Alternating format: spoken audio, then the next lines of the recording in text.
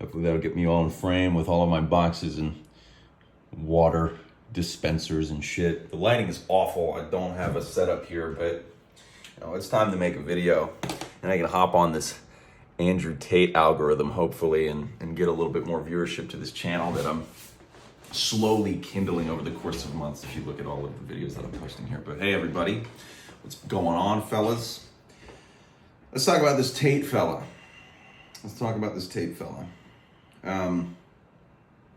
I didn't know anything about Andrew Tate when, up until a couple of months ago, when he started appearing in my YouTube recommended just somehow. And, I watched a couple of his videos, and I literally, whenever I did so, I was like, fuck, this is a MGTOW red pill, like cut and dried, same old shit, and just threw him into that category. And then now, in the past couple of weeks, it seems like his fame has accelerated, or infame has accelerated, and now he's been banned off of social media, from what I understand. And I watched his entire final message video. And I have some thoughts on it. I have some thoughts on this entire situation, the market that he's cornered, and I guess a non-biased, or at least logically thought out view of what's going on here, and why young men are flocking to this. That's really the key theme of this video, is trying to figure out the elements as to why men are drawn to this in the first place, why young men are drawn to this in the first place. And so we'll start out with the ban. Don't identity politic me here, you fucking bastards, but I believe in freedom of speech. I think it's absolutely necessary to have your voice heard no matter what platform you're on, with nuance.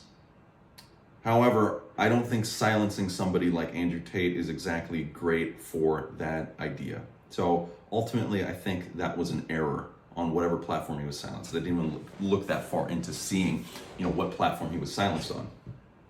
So as a rule of thumb, let people speak, no matter how fucking stupid it is. Let people speak, because if somebody, it's almost the equivalent of forbidden fruit. Whenever you silence somebody, when you silence somebody, now everybody who sees that that person has been silenced will go and actually listen even closely, or more closely, to what they're saying. Okay?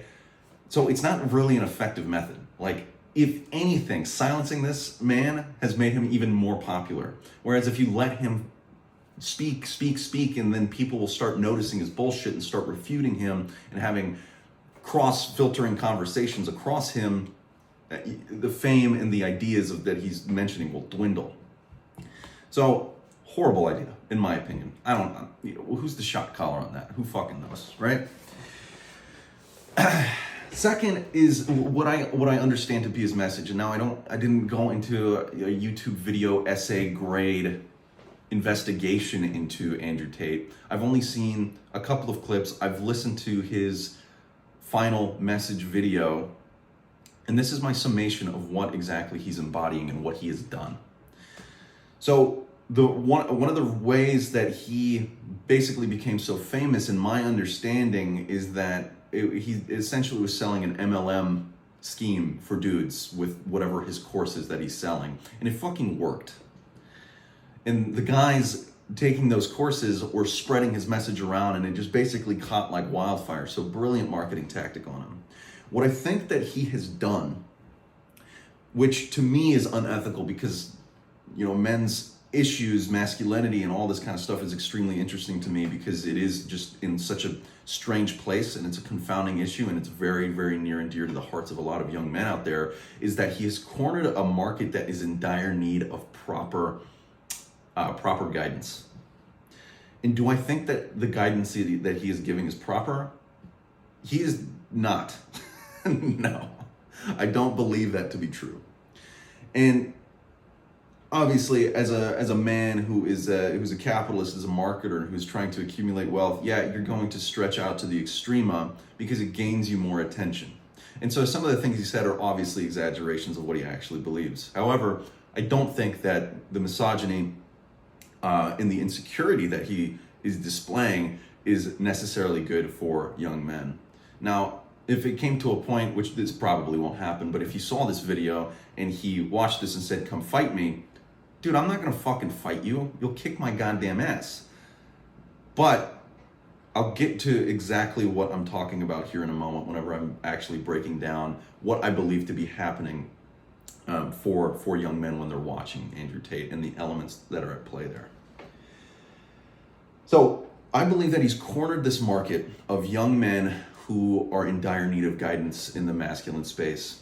And because it's spread so quickly, spread like wildfire, and young men are very, very impressionable, and they don't really even know what healthy masculinity looks like because they're poor role models. They look at Andrew Tate, they see all of the money that he has, they see all the success, they see all of the characteristics that make him unique, like the strength, the ability to fight, wealth, the proximity to women, and all this kind of stuff, and they're like, holy fuck, I want that.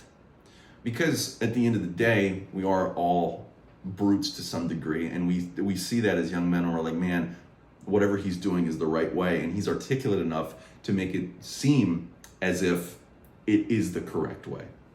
It's almost really like the startings of a cult, if I had to put it in a particular form, in a particular way. So what I think is unethical is that he has cornered a market that was in dire need of guidance, but he is spitting all of the portions of masculinity that are necessary, but it's almost the exaggeration, the machismo version of this. And so what does that mean?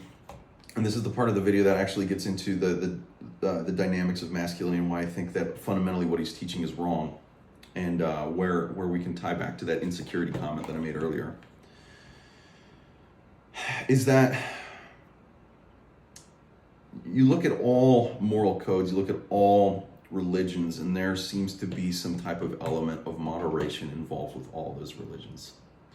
You look at modern terminology for men, and you see that one of the key features that they're trying to attain is to be a gentleman. And if we really break that down, that specific word, we can look into the two halves of a complete man. And Elliot Hulse, whatever you fucking think of him, has a very great way of describing this. And you can look up some of his videos where he's actually talking on this. And I think it's an absolutely beautiful way to say this. Tender aggression are the two halves of a complete man. So those aggressive qualities that make men strong, that make men courageous, that make men go-getters, and all of the other minutia within that category is what Andrew Tate is selling, and he's exaggerating that entirely, pushing it to make the young men think that that's the only thing that's available there. And here's why I think it is working, is because young men today have difficulty embodying this half of masculinity. There's been a lot of passivity that's been breeded because of the way that you grow up, the stimulation that you're exposed to if you're watching porn, playing video games, and all this kind of shit, the groups of people that you're around, and also social culture at large is truthfully marginalizing those attributes of a man, which exist. And so a young man who's having difficulty embodying this portion of their masculine psyche looks to Andrew Tate and they say, holy shit, that is what I needed. Because in some sense, they do. They need to figure out how to embody those. They need to figure out how to have courage and go walk up to that girl and talk to her, ask for a number, or do whatever those risk-taking things in their career or school or that they need to do because they've been passive, they've been shy, they've been pushing that part away from them because nobody taught them how to appropriately tap into that. And then they see Andrew Tate, they see his aggressive, hyper machismo embodiment of masculinity, and they look at that and they say, that's all I need, because they're missing that entire half. That's kind of the key idea of this entire video, is I think that's where this need is deriving from. I think that's why his following gained so great. But young men need to remember that we need to embody both of them. And I'm going to use an analogy here to explain that insecurity comment that I made earlier. And this is true for anybody who's following Andrew Tate and they, start walking around in a fucking permanent lat spread looking for a fight. Think of the porcupine and think of a blowfish, okay? Think of that dude that you see at the gym who's fucking red from the amount of tren that's flowing through his goddamn blood. Walking around, slamming weights down, screaming, all this kind of shit. And you look at that guy and you may get on the surface, you may get a tinge of fear. And you look at the blowfish when it's in full form, you look at the porcupine when it's quilled out, and you look at them and you're like, man, I don't want to fuck with that. But if we dig a little bit deeper, on the inside, it's very soft. Very, very soft. In fact, on the inside, it's very weak. Because you're giving away that element of danger. When you portray it consistently, there's nothing left to consider you by, if that makes sense.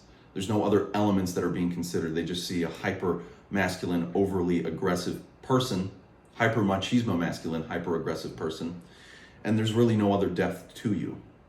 Whereas if you followed the middle way of being a gentleman, tender aggression, and you keep your sword sheathed the majority of the time, and you only flash it in those instances that is necessary, that has an amazing effect on your reputation. That has an amazing effect on the people around you and the way that they perceive you. Because if you carry yourself as a neutral person, and then in those elements you show that you can fight, that you can show your teeth, as opposed to walking around with your teeth shown all the time, that element of mystery behind what is underneath you actually portrays strength far more than walking around with your sword out, sheathed all the time, pointing it at everybody. In fact, I would say that that's an unattractive quality. To be dangerous, to be volatile like that at all moments of the day.